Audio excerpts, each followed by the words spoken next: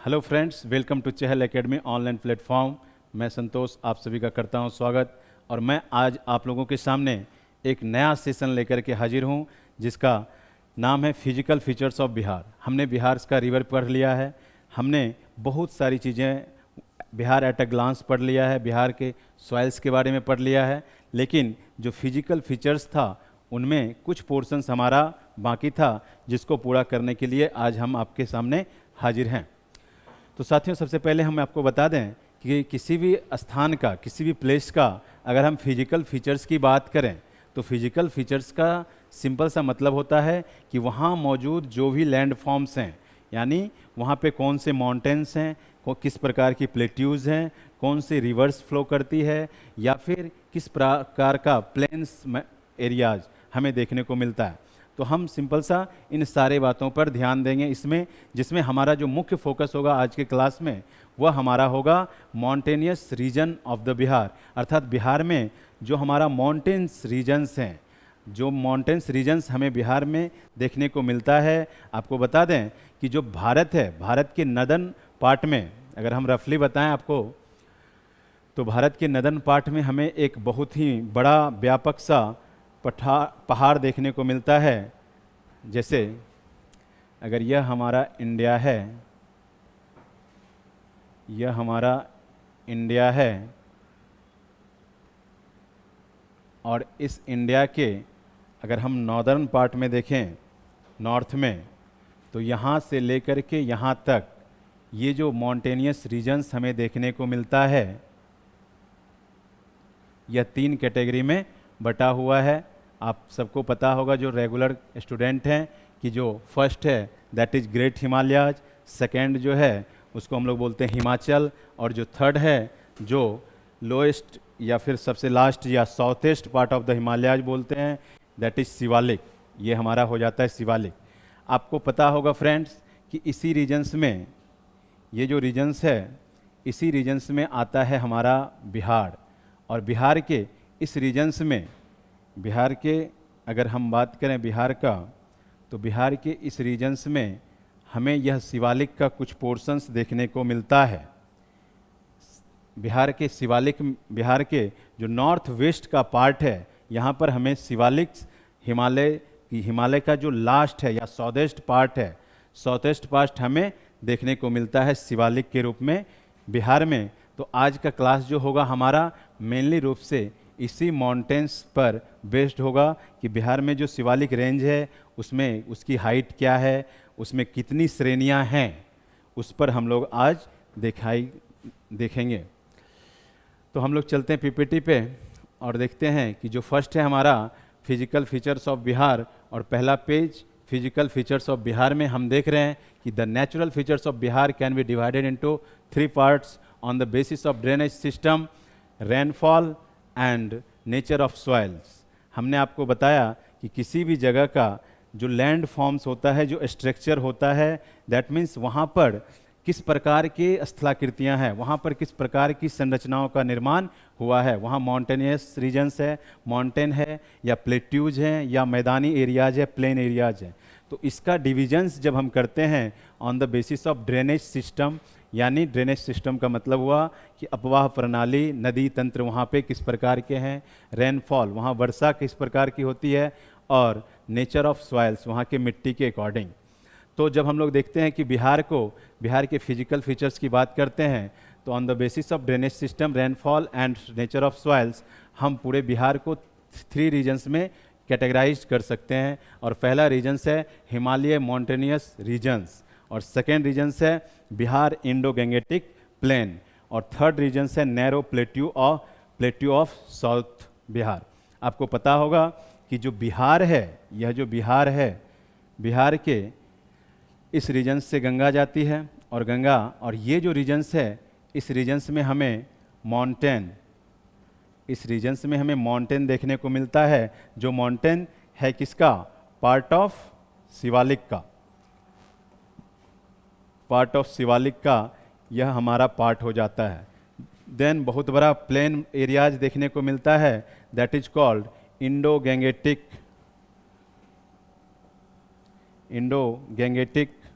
Plain areas. Indo Gangetic plain areas, और फिर जो southern part of the Bihar है, इस रीजन्स में हमें प्लेट्यूज एरियाज देखने को मिलता है। तो हमें यहाँ पर ध्यान रखना है कि जो प्लेट्यूज एरियाज है ये, और ये जो मैदानी एरियाज है वो, और एक मॉन्टेनियस रीजन्स है ये, यानी 3 कैटेगरी में हम पूरे बिहार के फीचर्स को, बिहार के स्थलाकृतियों को बांटते हैं। तो पहला जो हमारा हो जाएगा यह होगा हिमालय मॉन्टेनियस रीजन्स। अगर सिंपली आपसे यह क्वेश्चंस बीपीएससी में पूछ दे कि क्या हिमालय का विस्तार बिहार में आता है, तो वहाँ पर हमारा आंसर हो जाएगा हाँ, क्योंकि जो नॉर्थ वेस्ट का पार्ट है, बिहार का जो नॉर्थ वेस्ट का पार्ट है, वहाँ पर शिवालिक, जो कि already A part of Himalayas है, वह हमें देखने को मिलता है। और उस शिवालिक रेंज को बिहार में कहा जाता है सोमेश्वर रेंज। तो हिमालयज माउंटेन्स रीजन्स के बारे में हम लोग देखते हैं। तो सबसे पहले जो उस रीजन्स में है, यानी सिंपली देखें तो हमें यह बिहार है, बिहार का रीजन्स, यहाँ हम बिहार का एक मैप ड्रॉ करते हैं और देखते हैं ये जो शिवालिक है, इस रीजन्स में 3 स्ट्रक्चर्स हमें देखने को मिलता है। पहला हो जाता है रामनगर दून, दूसरा हो जाता है सोमेश्वर रेंज, और तीसरा हो जाएगा एक हरहा घाटी, हरहा वैली। तो जो टॉप मोस्ट पार्ट है यह हो जाता है हमारा रामनगर दून का, और जो साउथेस्ट पार्ट है शिवालिक का, ये जो साउथेस्ट पार्ट है इसका नाम हो जाता है हमारा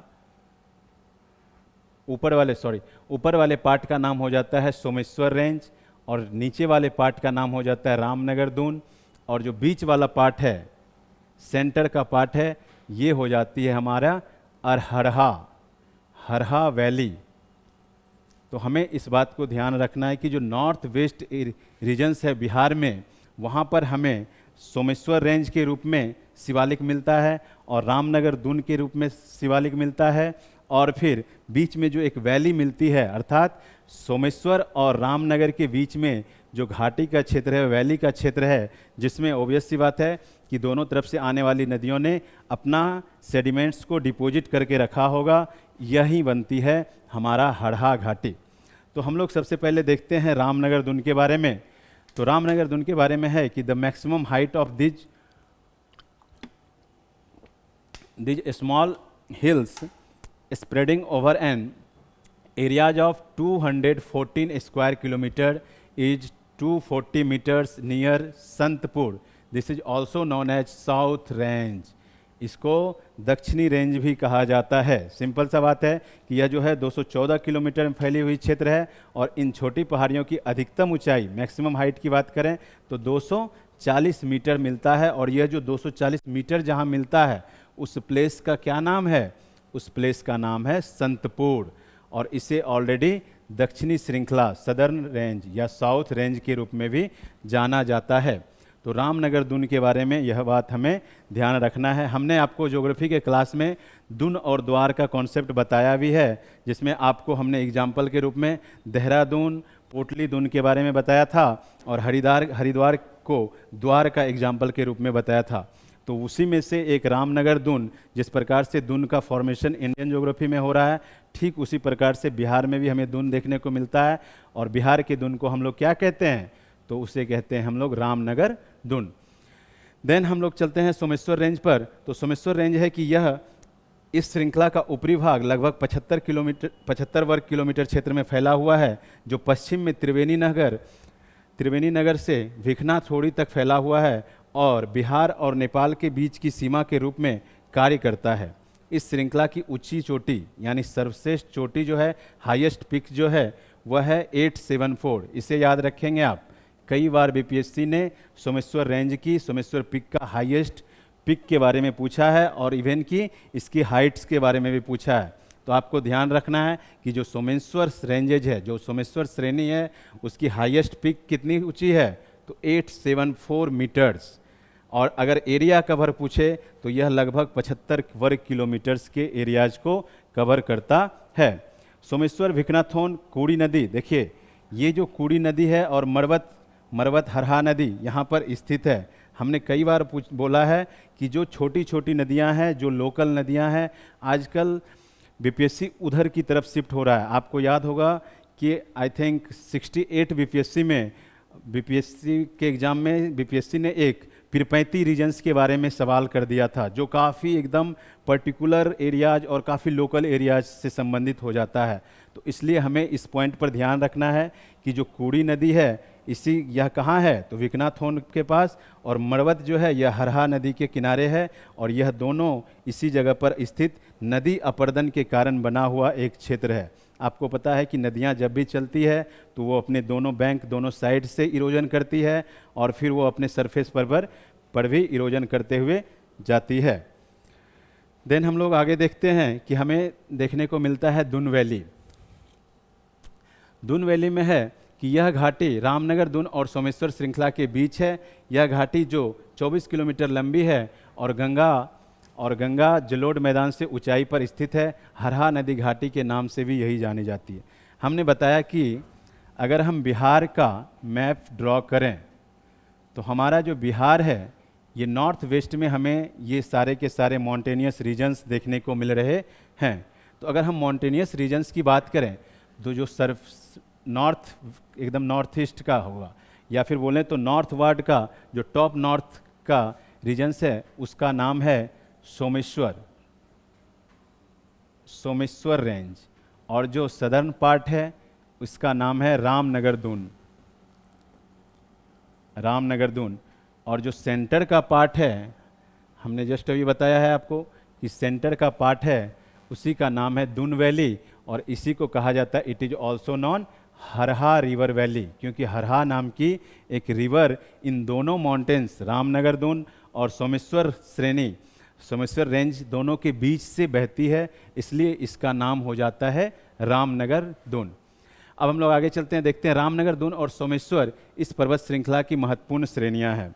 सिंपल सी बात है कि जो श्रेणियां क्या होता है साथियों, जब हम पर्वत देखते हैं, बहुत सारे माउंटेन्स देखते हैं, तो जो ग्रुप ऑफ माउंटेन्स हैं और एक साथ एक लंबी श्रृंखला हमें देखने को मिलती है माउंटेन्स की, उसी को हम लोग रेंजेज बोलते हैं। जैसे आपने वर्ल्ड ज्योग्राफी में देखा होगा कि बहुत सारे, जैसे मान लिया जाए ये हमारा इंडिया है, इंडिया के जो नॉर्थ है, नॉर्थ में हमें बहुत सारे पर्वत के यानी हिमालय की बहुत सारी श्रेणियां देखने को मिलती है, यानी कंटिन्यू पर्वतों का जो कंटिन्यूशन है, लगातार पर्वतों की एक श्रृंखला देखने को मिलती है, जिसे हम लोग श्रेणी कहते हैं। इसी प्रकार अगर हम दक्षिण अमेरिका में देखें तो इस रीजन्स में भी हमें एंडीज श्रेणी देखने को मिलती है, और अगर हम उत्तरी अमेरिका की बात करें, ये जो हमारा उत्तरी अमेरिका का रीजन्स है, इस रीजन्स में हम देखें तो यहाँ पर भी फिर से हमें रॉकीज पर्वत श्रेणियाँ देखने को मिलती है।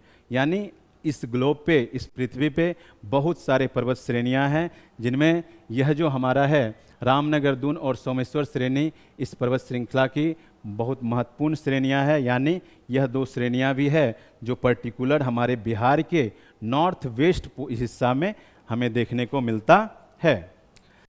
हम लोग देखते हैं कि इसका कुल क्षेत्रफल, अगर हम इस पूरे रीजन्स के क्षेत्रफल की बात करें तो 586 स्क्वायर किलोमीटर्स का एरियाज कवर करता है, ये तीनों के तीनों रीजन्स जो माउंटेनियस रीजन्स हैं बिहार में। तो ध्यान हमें रखना है कि इसका कुल क्षेत्रफल 886 वर्ग किलोमीटर्स का है। The range of Someshwar draw a 60 kilometres long boundary line from northern boundary of Bihar. अब यहाँ पे हमें ध्यान रखना है कि जो सोमेश्वर रेंज है, यह सोमेश्वर रेंज, ये जो हमारा बिहार है, इस बिहार का ये जो सोमेश्वर रेंज है, यह बिहार का कितना किलोमीटर्स का बाउंड्री फॉर्म करता है? तो साथियों यह करता है फॉर्म 60 किलोमीटर्स का बाउंड्री बिहार का, किसके साथ? नेपाल के साथ। ऑब्वियस सी बात है कि ऊपर हमारा इस रीजन्स में नेपाल ही है, तो नेपाल के साथ यह बाउंड्री को फॉर्म करती है। देन हम लोग देखते हैं कि इस श्रृंखला में बहने वाली नदियाँ भिखना, सोमेश्वर और मखट जैसे दर्राओं का निर्माण करती है। इस बात को भी आप ध्यान रखेंगे कि जो भिखना, सोमेश्वर और मखट जैसी दर्रा का निर्माण होता है, यह कहाँ है? डायरेक्ट क्वेश्चंस आपसे पूछा जा सकता है कि जो भिखना है, सोमेश्वर है और मखट है, इस प्रकार की दर्रा का निर्माण हमें नॉर्थ वेस्ट बिहार में नॉर्थ वेस्ट बिहार में, अर्थात इस रीजन्स में हमें अगर डिस्ट्रिक्ट्स के अकॉर्डिंग देखें तो इस रीजन्स में हमें कौन सा जिला देखने को मिलेगा, तो हमें देखने को मिलेगा इस रीजन्स में, आप जान रहे हैं कि वेस्ट चंपारण और ईस्ट चंपारण का एरियाज हमारे नॉर्थ वेस्ट में आता है। तो फ्रेंड्स हम लोग देखें इस प्रकार की कि दून वैली है, दून वैली को ही हम लोग हरहा घाटी बोलते हैं। हम लोग देखें कि सबसे ऊपरी जो लेयर है या फिर बोलें सबसे नॉर्दर्न पार्ट जो है जिसको हम लोग सोमेश्वर रेंज बोलें, सबसे सदर्न पार्ट जो है उसको हम लोग रामनगर दून बोले, और जो बीच का वैली है उसको हम लोग हरहा नदी बहने के कारण इसे हरहा रिवर वैली भी नाम दिया गया। हमने आपको यहाँ यह भी बताया कि जो सोमेश्वर रेंज है उसका हाईएस्ट पीक सोमेश्वर पीक है, जिसकी हाइट हमने आपको अभी जस्ट बताया कि उसकी हाइट जो है 874 किलोमीटर्स है। तो इस बात को ध्यान रखेंगे क्योंकि हाइट से क्वेश्चंस कई बार देखने को मिला है। अब आता है हमारा नेक्स्ट टॉपिक जिसमें हम लोगों को देखना है Indo Gangetic plain of Bihar.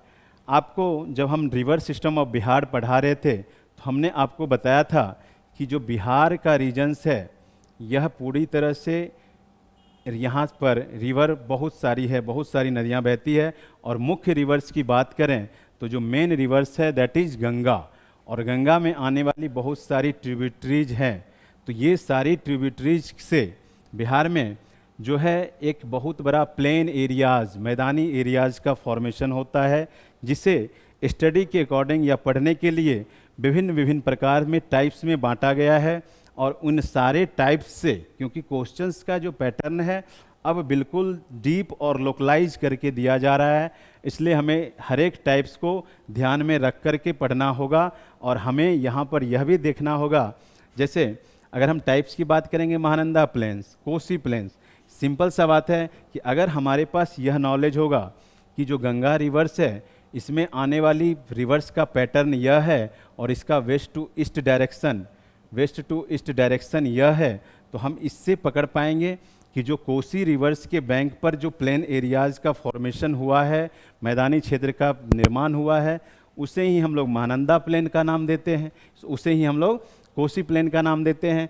जो महानंदा रिवर्स के दोनों तरफ जो प्लेन एरियाज़ का फॉर्मेशन हुआ है उसे हम लोग महानंदा प्लेन का नाम देंगे। अर्थात सिंपल सी बात है कि जिस रिवर्स के फ्लोइंग से जो फॉर्मेशन हुआ है प्लेन एरियाज़ का, उसके अकॉर्डिंग ही उसका नाम दिया गया है, और उस रीजन्स का नाम उस नदी के नाम के आधार पर उसे उसका मैदान, जैसे महानंदा का मैदान या फिर कोसी का मैदान, और आगे विभिन्न प्रकार की नदियों के अकॉर्डिंग उसका नाम हमें देखने को मिलेगा।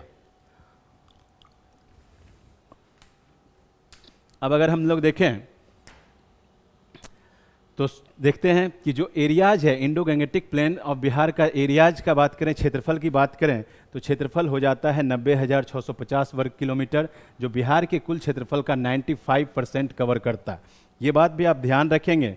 अगर हम बिहार के टोटल क्षेत्रफल की बात करें तो आपको याद होगा कि 94,163 स्क्वायर किलोमीटर्स हमने आपको बता रखा है, जिसमें हमने आपको यह भी बताया है कि अगर इसकी लेंथ और विड्थ की बात की जाए तो लेंथ और विड्थ की बात की जाए तो हमने बताया कि लेंथ इसका ज़्यादा है, विड्थ इसका कम है। तो लेंथ ज़्यादा होने के कारण इसका 483 किलोमीटर्स हमने आपको बताया है, और विड्थ इसका जो है वह 345 किलोमीटर्स ये है, यानी लंबाई और चौड़ाई, और इसके अकॉर्डिंग इसका क्षेत्रफल ये हो जाता है। और अगर इस क्षेत्रफल में अगर हम इंडो गैंगेटिक प्लेन एरियाज़ की बात करें तो हमें 95% लैंड जो है जो बिहार में लाइज करता है वह प्लेन एरियाज़ का है। इसका सिंपल सा मतलब हुआ कि जो बिहार है वहाँ पर 95% मैदानी भूमि है।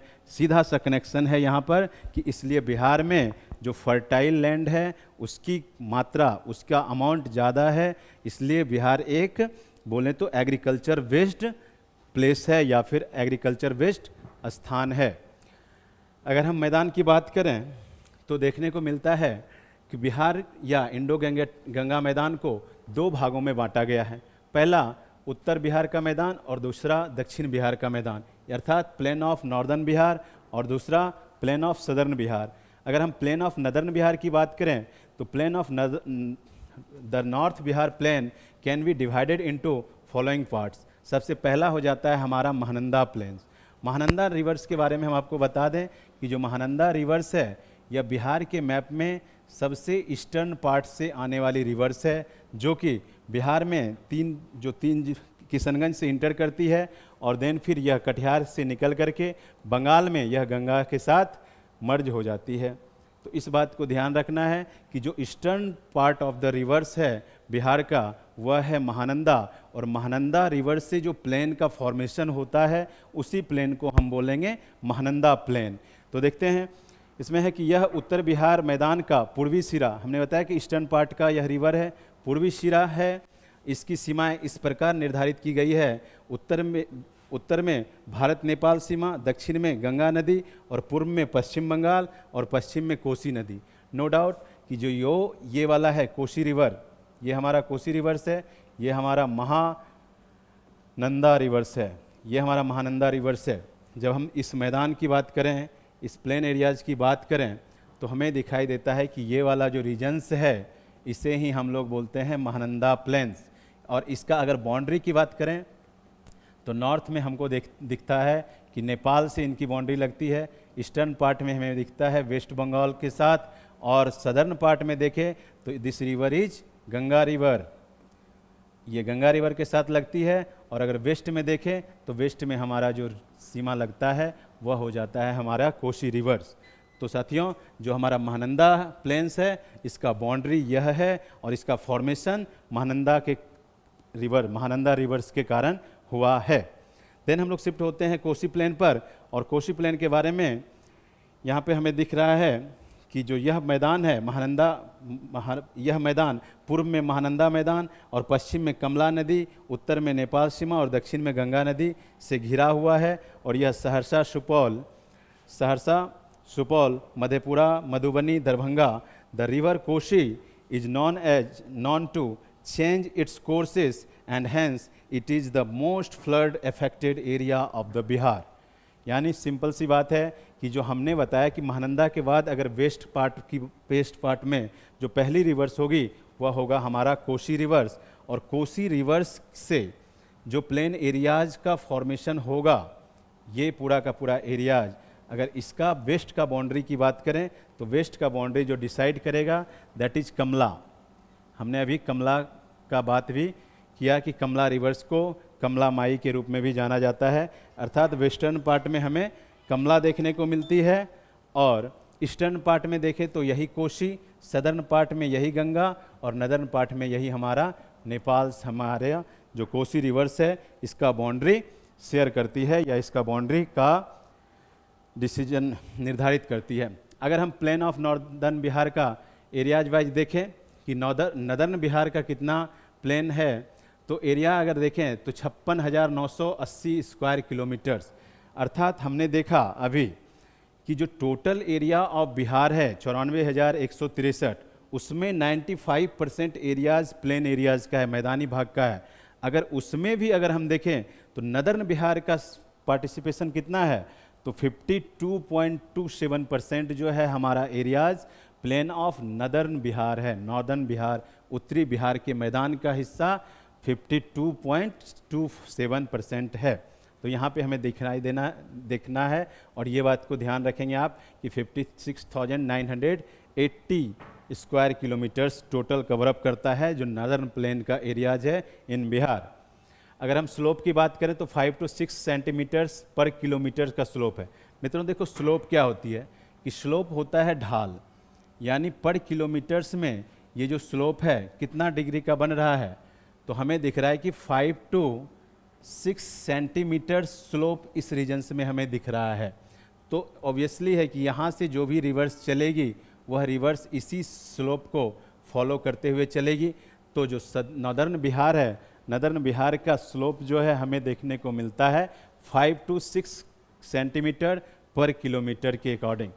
This plain extends from Ghaghara river in the west to Kosi and Mahananda rivers in the east. हमने यह बात बता ही दिया आपको कि जो महानंदा रिवर्स है यह ईस्टर्न मोस्ट रिवर्स है और घाघरा रिवर्स है यह वेस्टर्न मोस्ट रिवर्स है। तो पूरा का पूरा नॉर्दर्न प्लेन एरियाज जो है इन्हीं दो रिवर्स के बीच का भाग हो जाता है। The average height from sea level is this 76 metres. अर्थात जो नॉर्दर्न प्लेन है इसका अगर हम एवरेज हाइट देखें तो हमने शुरुआत क्लास से ही आपको बता रखा है कि किसी भी प्लेस का अगर हाइट देखने की बात हो तो हम उसके सी लेवल से देखते हैं।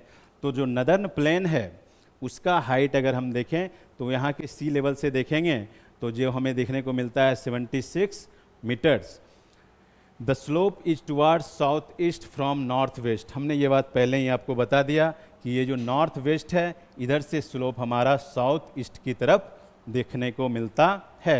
इसलिए जितनी भी नदियां हैं वह नॉर्थ वेस्ट से साउथ ईस्ट की तरफ फ्लो होती हुई बहती है, क्योंकि नदियां जब भी बहेगी साथियों तो वह ढाल का अनुसरण करके चलती है। नेक्स्ट हम लोग देखते हैं जो कमला प्लेन है।